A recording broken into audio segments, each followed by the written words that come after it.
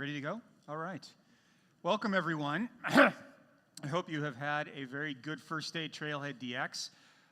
We are excited to talk about Lightning Flow, and let me tell you a little about who I have up here on stage with me.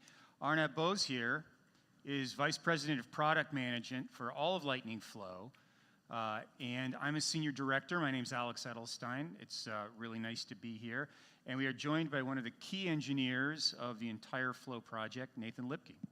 Hi. And Nathan's clone is sitting over there in the second row. Yeah. So if there's anything Nathan can't answer, go to the clone. Yeah. We've got some backup coverage for you today. He's got less gray than me, so. All right, so forward-looking statements, as you know, we'll talk a little about what's coming with Flow, but please make your purchase decisions only based on publicly available product and information, because you never know when we will prove not capable of actually delivering everything we have promised with great enthusiasm. So let's get into it. The Flow story that we'd like to tell today starts with customers and their expectations. And what we hear from our customers over and over again is that their customers are more and more demanding in expecting real, fast, instant response across a wide range of channels, across a range of devices. You can see some of the things that people are starting to find are just the norm and not the exception. And our thesis on the Lightning Flow team is behind every one of these seamless experiences is a process. So if you take a look at something as straightforward as ordering a replacement credit card, there could be various forks in that decision tree. If you're just getting a replacement, it's probably a pretty straightforward process. If you've lost your credit card, you might need to dispute transactions. If you've lost your credit card while on holiday somewhere else, you might need a replacement shipped to you within the next 2 days. So all of those things are forks in the process that end up requiring our customers who are delivering this to the consumer to go ahead and figure out how to build that out. And what we hear a lot from our customers is that automating process can be difficult. And sometimes you can automate it, but you can't get the consistency you want. For example, the same process that produced my jacket with its collar clearly fell a little short with Arnab's collar and Arnab's jacket. And that's just some of the challenge that you have with integrating. Bringing systems together, of course. We know that Salesforce is just one of the systems you have. And then, of course, all the different touch points. We've got people coming and saying, I need to be able to reach my customers on a much wider range of channels. And then there's a user experience. People are not content with basic web experiences that worked a long time ago, including some Flow designers that I have spoken to. And so it is important to keep delivering improved solutions there. And so this is why we've gone ahead and built Lightning Flow, and we're introducing it here at Trailhead DX. And it is declarative process automation for every Salesforce app, experience, or portal. Lightning Flow is built on our Flow or process engine, which we've had for many years now. It's the same engine on which Process Builder and Visual Workflow are built. We've infused that with the power of Lightning components, and there are 3 key things that are new for Spring 18 that I want you guys to take away from this. The first one is Lightning Flow components. What this allows you to do is it allows you to go ahead and take Lightning components and embed them inside your Flow screens and actually use Visual Workflow or Cloudflow Designer to go ahead and drive the logic behind those components. You can pass in parameters into those components using input attributes. You can get back responses using output attributes. We provide the file upload component out of the box in the Spring release. And we've been going ahead and documenting a whole series of custom components that you can use to supercharge how your flows look and what kind of end-user experiences you can deliver. The second key thing is integrating multiple processes or orchestrating multiple processes using Flow. Jason Teller, who's a product manager on our team, is here in the room. He is doing a session on orchestrating multiple processes or flows using platform events tomorrow. So if you want to dive a bit deeper into that, go check that out or find him after this and harass him with your questions. But there's 3 key things with that. One is we allow you to go ahead and directly connect your flow to third-party APIs or systems using something called external services. It's the integrations feature. It is in beta right now. In the spring release, it's going GA in summer, safe harbor. The second thing is platform events. You can either subscribe to or publish platform events from within your flow or within Process Builder. This is new functionality that we took to GA in winter of last year. It's a really cool way to go ahead and split up your flow or process into smaller, more granular chunks and sort of have them connect to each other or connect to third-party systems. The third thing which you'll see in our demo is local actions. Local actions are in pilot right now for the spring release. They're going to go GA safe harbor in summer. Alex worked on them, and it's a really cool way to go ahead and have a browser-side JavaScript actually run and take action for you.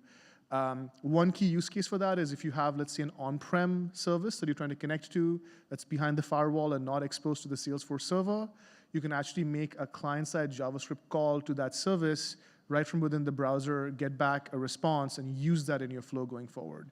So 3 different ways in which you can integrate processes using Lightning Flow: external services, platform events, and local actions. Finally, we are allowing you to build complete process-driven apps using Lightning Flow. And so there, again, is 2 levels to this. One is we have a Lightning Flow component, which is available in Lightning App Builder, as well as in Lightning Community Builder. So you can drag and drop a flow onto any page, whether it's customer-facing for communities or whether it's internal employee-facing in Lightning, and embed a visual flow into it. The second thing is we allow you to go ahead and embed flows via quick actions or object-specific actions.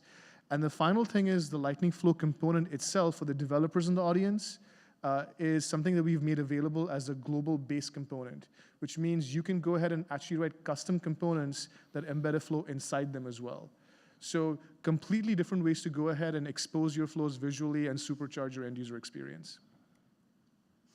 So the design process for creating these flows starts with our 2 design tools. On the left, Process Builder, designed to be easy to use for a very special and focused set of automation scenarios, but surprisingly versatile if you take advantage of some of its capabilities. And then on the right, our Cloud Flow Designer, our sort of powerful, can do anything tool that allows you to pull together very rich and powerful flows. And in a little while in the presentation, we'll talk to you a little about the flow builder that we are building right now to replace Cloud Flow Designer with something even better. So let me just walk you through how you build a Lightning Flow. And this is pretty simple. It's broken down into 3 buckets. One is you design your process logic using Cloud Flow Designer. How many people in the room have used Cloud Flow Designer in the past? Okay, there's a large chunk of you guys who are familiar with the tool. So we've added new functionality to the Cloud Flow Designer, so you can go ahead and hook it up to platform events, so you can hook it up to Lightning components for your screens. So that's the second step, which is once you have your screens identified, you can now use custom Lightning components inside your screens to make them really pop and have all of the cool functionality that your customers or your end users have been asking for. Finally, once you've got that built out, you then use one of our flow components in Lightning App Builder or Community Builder to put together the page. So a 3-step process. Yes, we know that the Cloud Flow Designer is a bit long in the tooth. There's a new version coming. There's a new Lightning Flow Builder coming that's not in Flash. And I'll show you guys a couple of slides for what that's going to look like later on in the prezo. So the result of what we've built on the Salesforce platform is a lot of growth in usage. There has been a 500% increase in the amount of processes that we're processing on behalf of customers. And you can see that more than 180 billion times a month, we are actually checking and evaluating and either starting or not starting some process, in some cases automation, and in some cases screen flows. The companies that you see on this slide are actually companies that were featured at Dreamforce last year, and that was only a few months ago, really. And we have online presentations that show their demos. So you can go to Salesforce Live and you can see how each of these companies used Flow to solve compelling business problems. With that, we basically want to show you some demos. We want to show you some real stuff. So Nathan, you want to join me? Sure. If we could switch over. You're doing the first one, right? No, this is the main. So this is going to be our kind of main Spring 18 demo. Yeah. Yeah, let's go ahead and switch computers.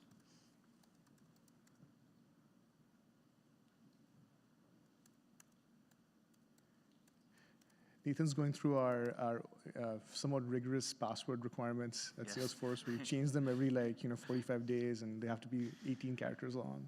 So we're actually going to start this demonstration in Community Cloud, and we're starting it in a mobile, sort of a mobile phone, model. And we've got our customer Lauren Boyle, who is on her bank's website and sees some custom notification that she's received that she's got a new line of credit, and that sounds pretty attractive. So she scrolls down and decides that she's going to apply for a new card.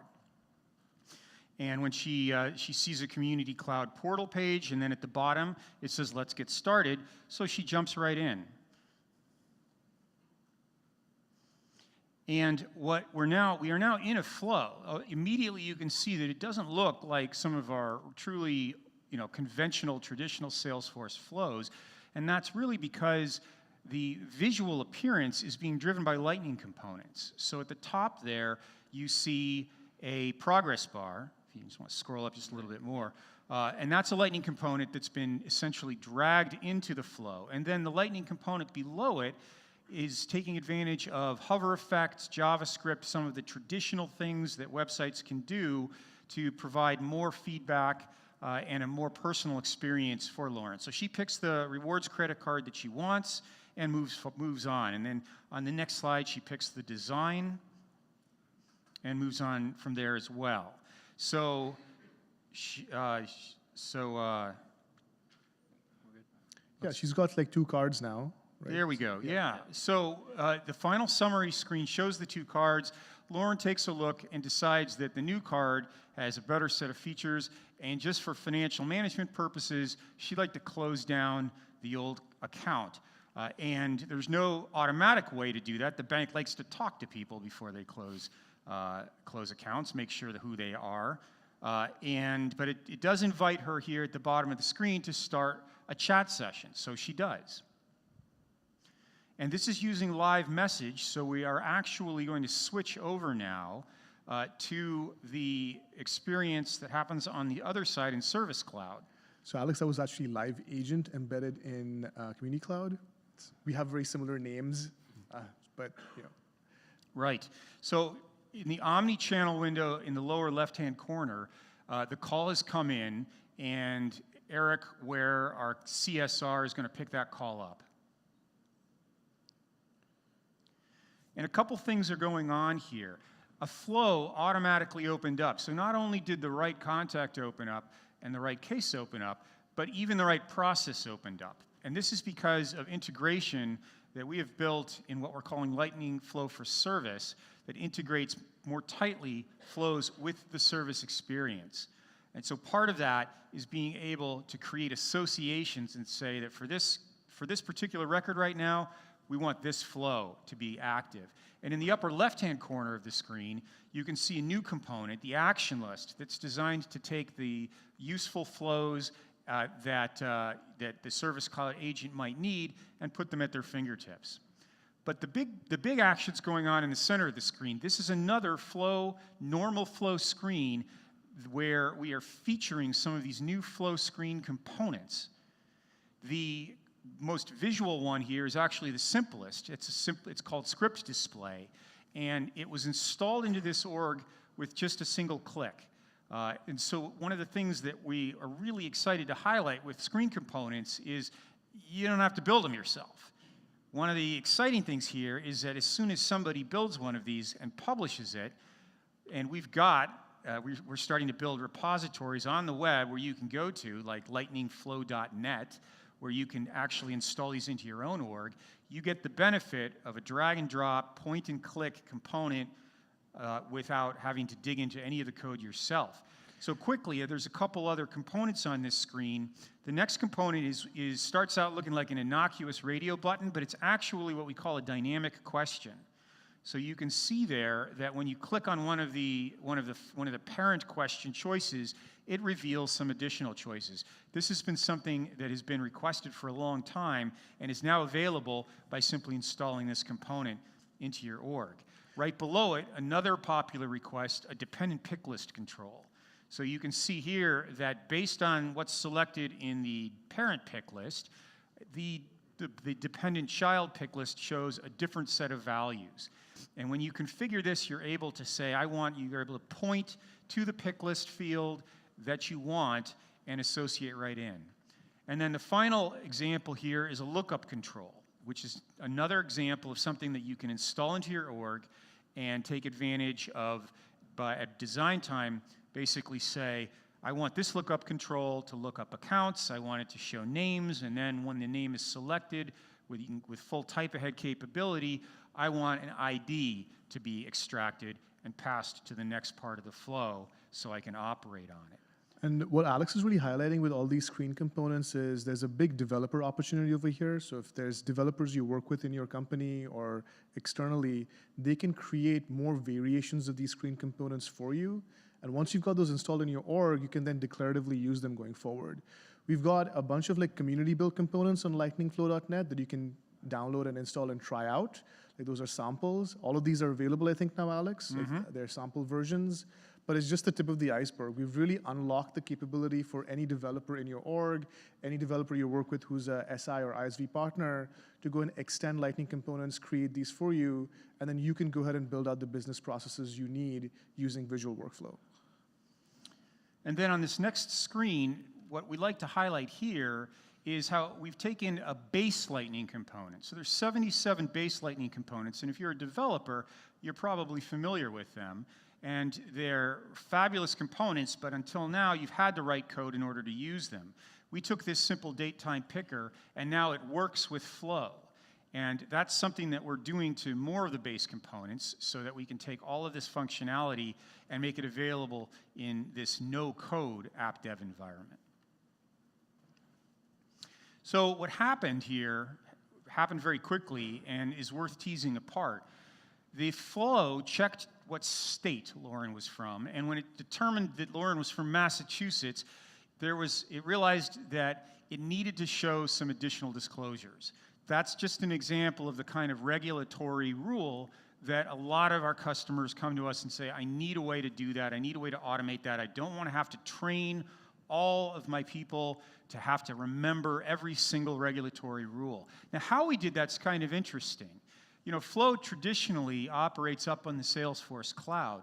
But what happened here was the Flow was able to pop open a new tab. It was able to load a web page of service knowledge content into a new tab. That requires browser integration. And the way we accomplish that is with a new Flow feature that we call local actions. That's been in pilot, and you can join it by contacting customer support, but it will be generally available in the summer. And a little later on, we'll talk about some of the more powerful things you can do with local actions. But for now, we're just going to continue on our story.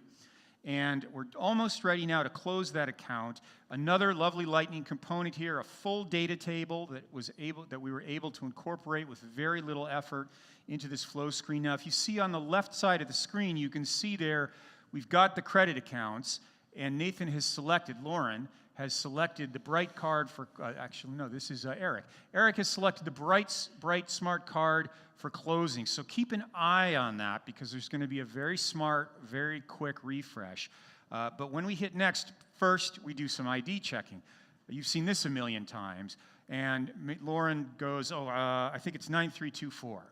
Now what's happening here is another thing that's quite new and unusual. Because those local actions I mentioned actually use Lightning components as opposed to our traditional Apex components, they're able to make what we call direct data queries. And like any JavaScript you might be familiar with, you can call machines on your own network. You can call local hardware. You can call private clouds.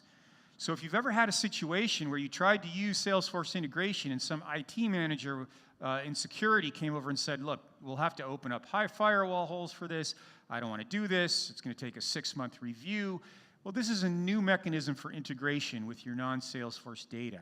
You can take JavaScript, you can take Lightning components, and call directly to your data.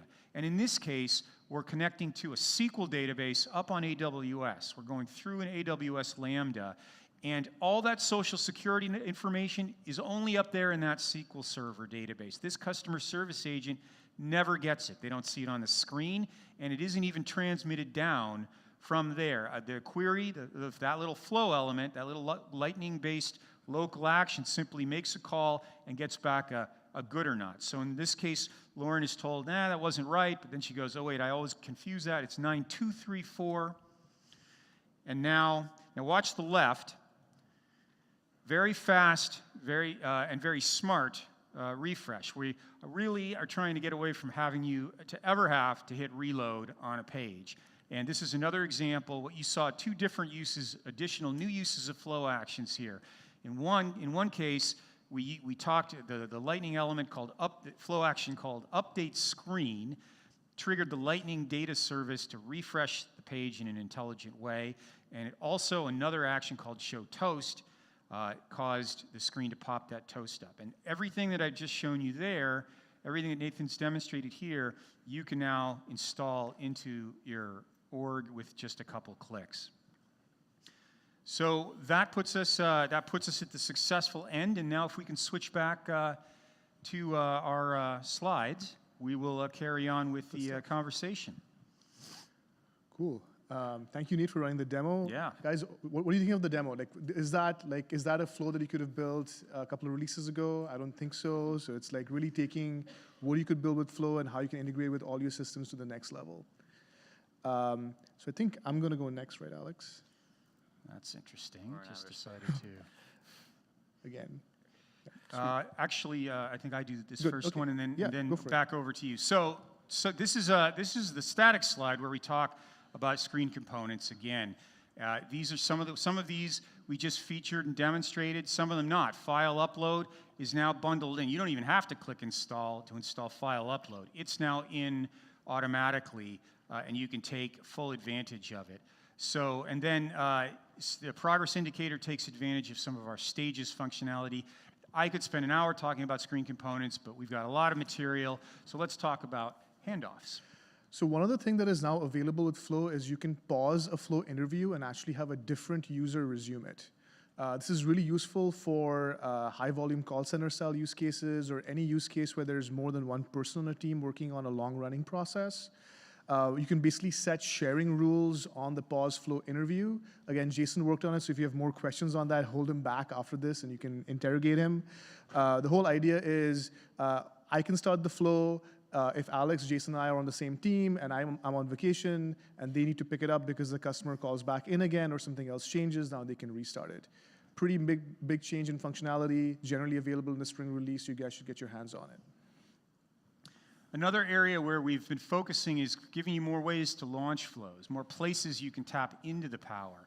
On the left is one of the ones that I'm very excited about, which is you can now, anywhere you can put a quick action, you can have that quick action launch a flow. And so that means that you can have what essentially are little flow buttons that you can stick anywhere where it will be useful to launch a process. And you can see an example in the lower left there where that extends to the Salesforce mobile app.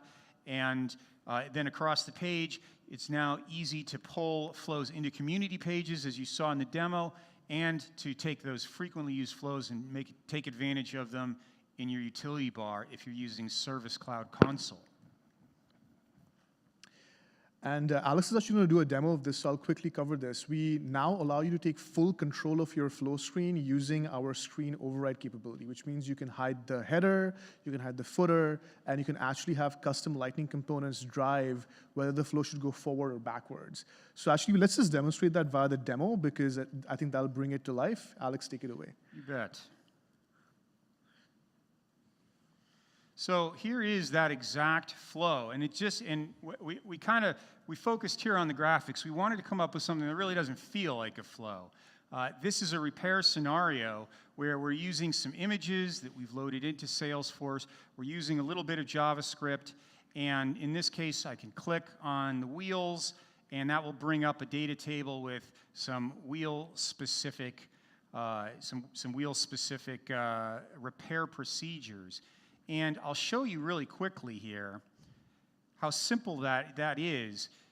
So right here, this is all it takes. These 2 lines of JavaScript are all it takes for you to start telling your flows when to go forward and when to go backwards. That's, you can now whip those flow screens around with your complete discretion, and you can see here that it just took a few other little event handlers to generate that lovely, seamless experience there.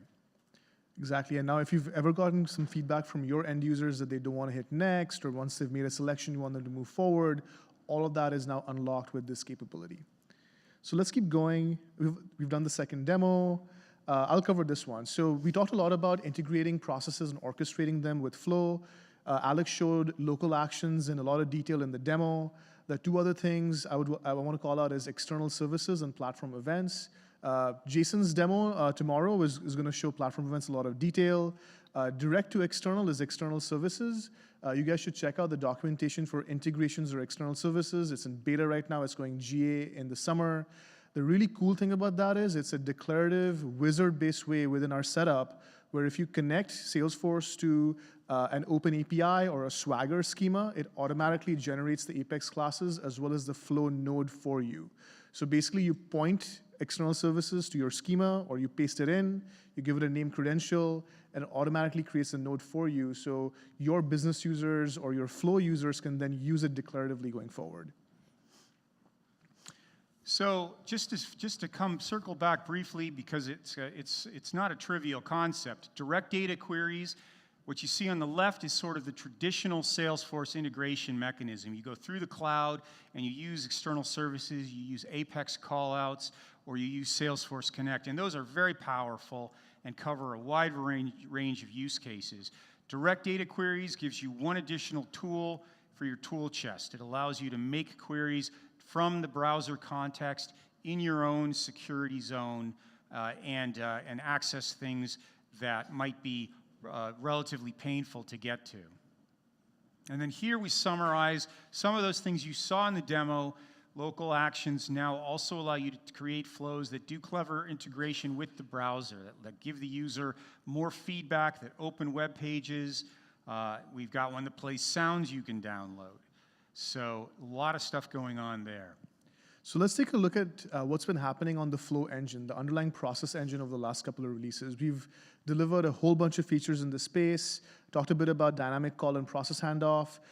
Flow translation is a really important thing, and if anybody in this room is sort of designing flows for audiences using multiple languages, now all your Flow labels that for the default screen fields are translatable via Translation Workbench.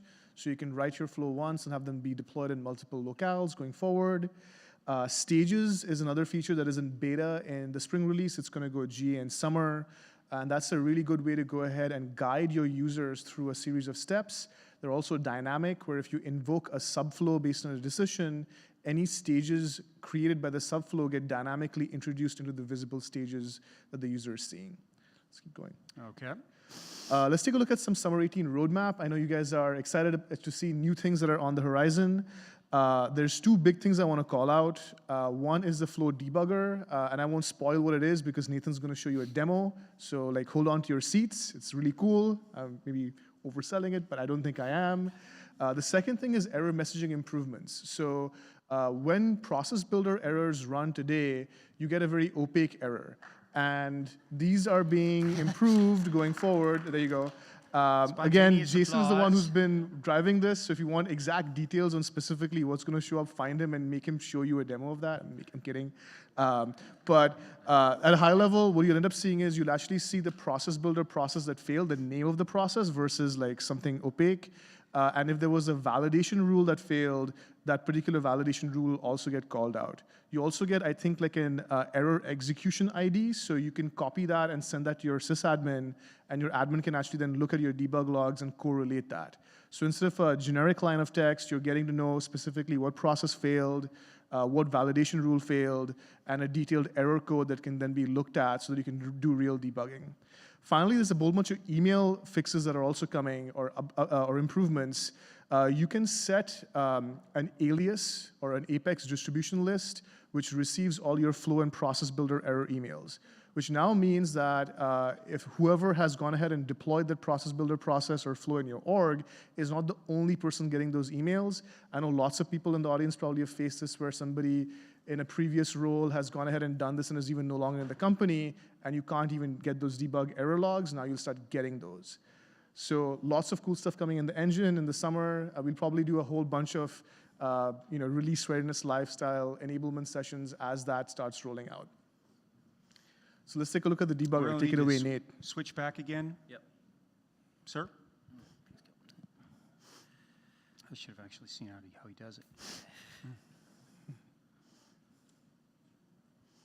Yeah, one other thing while we're waiting is the org ID is now in the email as well. So if you have a sandbox and someone's playing the sandbox, you can now say, hey, that was my sandbox org that failed, not my production org. So you don't freak out. So Cool. Memorize your production org ID. No.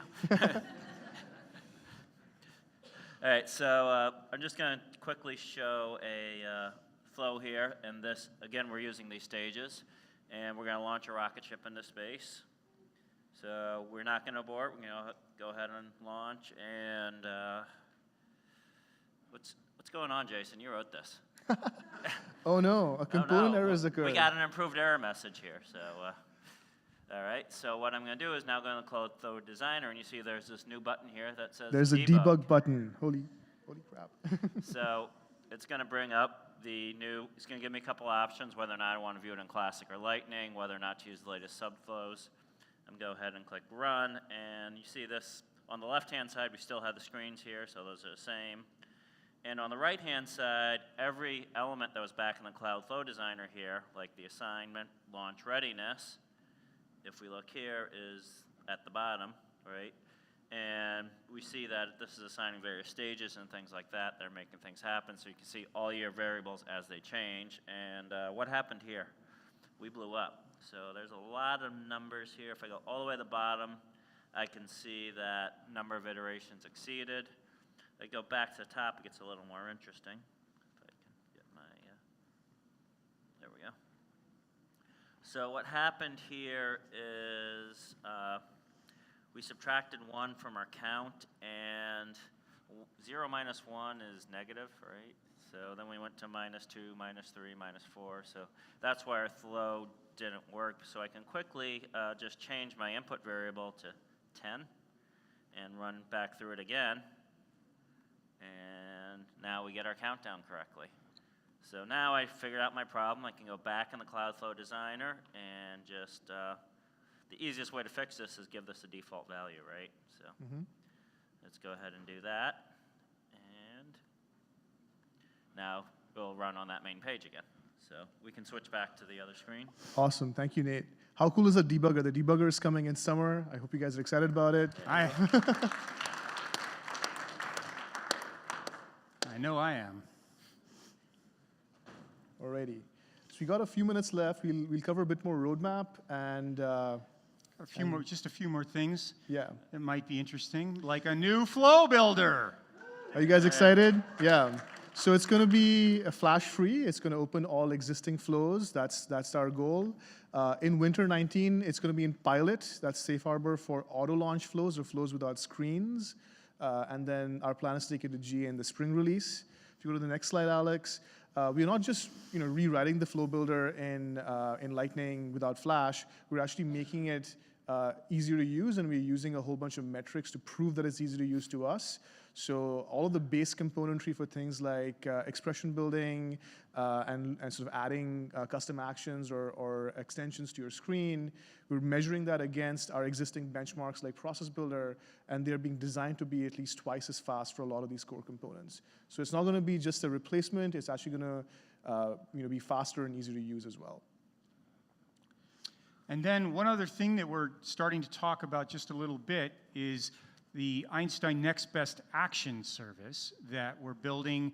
It's something that takes advantage of flows and takes it a little farther as well. It's recommendation delivery infrastructure. It's designed to allow you to define in your organization propositions, offers, proposals that you think are interesting, and essentially run those through strategies and end up with the right proposition. And this can be something for an agent to offer someone, like the right upsell that's going to get a higher likelihood of acceptance, or it can be something that's like, hey, this is what you need to do. Like in this case in the right, the customer's late on their bill. The thing that you should do next is ask them to pay their bill.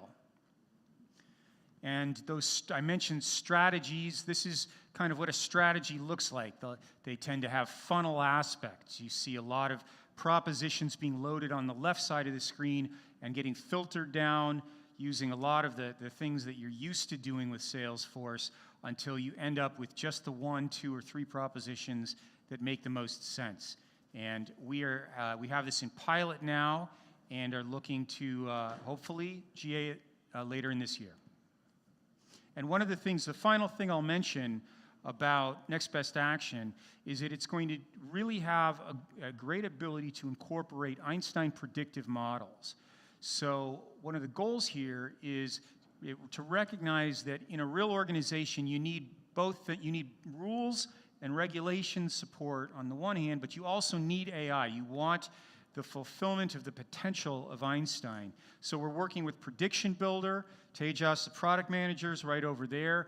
We're working with Einstein Discovery, and we're working with other AI intelligence to make it easy for that to get worked into these strategies and give you effective recommendations. So coming soon. Awesome, and with that, we're kind of wrapping up. We'll have a call to action slide. Go check out lightningflow.net. That's a place where we've been publishing all of our kind of community-built and product manager-built sample components. These sample components are there to help you go and get started. Day 1 has come to an end. We had an exciting day 1 here for the Lightning Flow team. Wendy and I, we did a kickoff at 8:30 a.m. There's a whole bunch of you who showed up over there. It was pretty awesome. Tomorrow, we've got a whole bunch of sessions as well. If you want to check out how Flow can play well with communities, that's at 9:15 a.m. The big kind of 40-minute session that Jason is driving is the orchestrate multiple processes and flows with platform events. App Venture is an interesting call out as well. It's an app building contest, and Lightning Flow is a subcategory of the App Venture contest.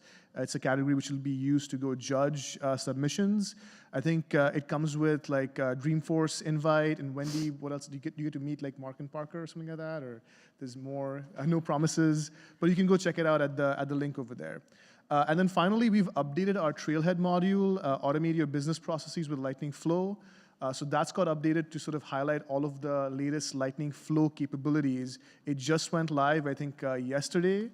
So guys, go check that out. Rerun that Trailhead module, and you'll get all caught up on what is GA and available in the spring release. And of course, the demo booth out there in the campground. Yes, and of course, there's a demo booth in the developer forest, and we'll be there to answer questions as well if you have any detailed questions for us. A lot of the engineers are working that booth, so it's a good chance to ask the hard questions. Cool. So Alex, is this? Are we done with slides? So we can. Well, we take just some have questions? we have Q&A, but we also, of course, have one thing we always like to do.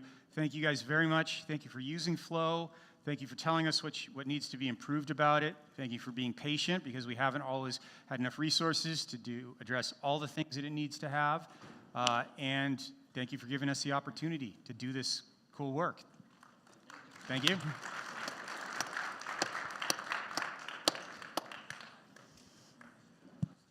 If anyone has